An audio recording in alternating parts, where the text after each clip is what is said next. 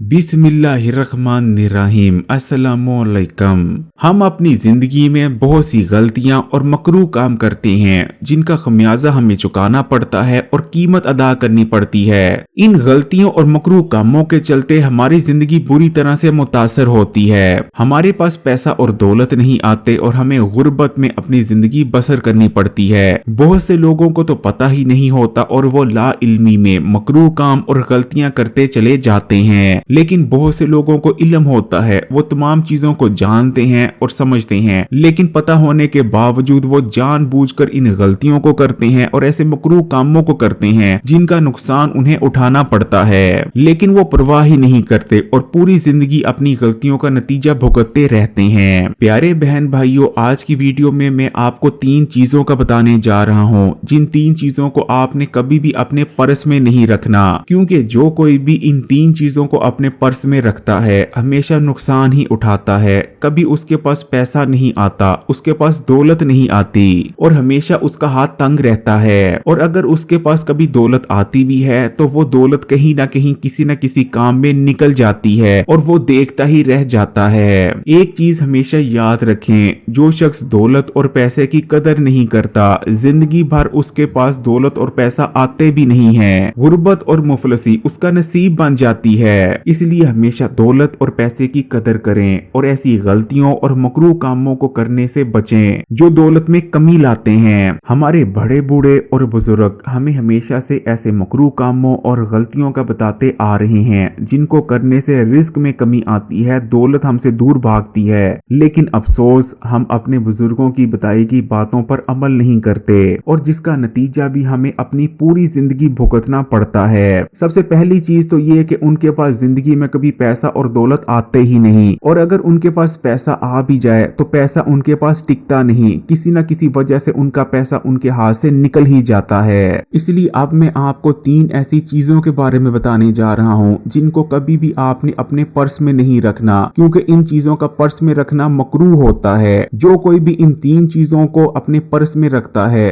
कभी उसके घर में और उसके रिस्क में पैसे में बरकत नहीं पड़ती, वो हमेशा बेबरकती का शिकार रहता है। अमीर और दौलतमंद होना तो छोड़ें, वो जिंदगी में खुशहाल भी नहीं रह पाता। गुर्बत और बदनसीबी उसका मुकद्दर बन जाती है। पहली चीज जिसे कभी भी आपने अपने पर्स या बटुए में नहीं रखना वो है फटे पुराने नोट। ऐसे बदहाल और फटे हुए नोट जिन्हें दुकानदार भी लेने से इनकार कर देता है, ऐसे नोटों को कभी भी आपने पर्स में रख नहीं छोड़ना। फटे पुराने नोटों को अपने पर्स में रख छोड़ना इंतहाई मकरूह अमल माना जाता है। अहले इल्म के मुताबिक फटे हुए नोटों को अपने पर्स में संभाल कर रख छोड़ना तेजी से फकीरी लाने वाले कामों में से एक है। फटे पुराने नोटों के अलावा आपने फटी पुरानी रसीदों, बिलों और दीगर कागजों को भी अपने बटुए में नहीं रखना। दूसरी चीज जो कभी भी आपके पर्स या बटुए में मौजूद नहीं होनी चाहिए वो है किसी भी किस्म की तस्वीर या फोटो। ये कहावत तो आपने जरूर सुनी होगी कि गरीब के बटुए में हमेशा फोटो या तस्वीर मौजूद होती है जबकि अमीर के बटुए में हमेशा पैसे। इस्लाम में तो वैसे भी किसी किस्म की तस्वीर अपने पास रखना या घर में लगाना हराम है और तस्वीर को अपने पास रखने या घर में लगाने को सख्त मकरूह काम माना गया है। तीसरी चीज जिसे कभी भी आपने अपने पर्स में नहीं रखना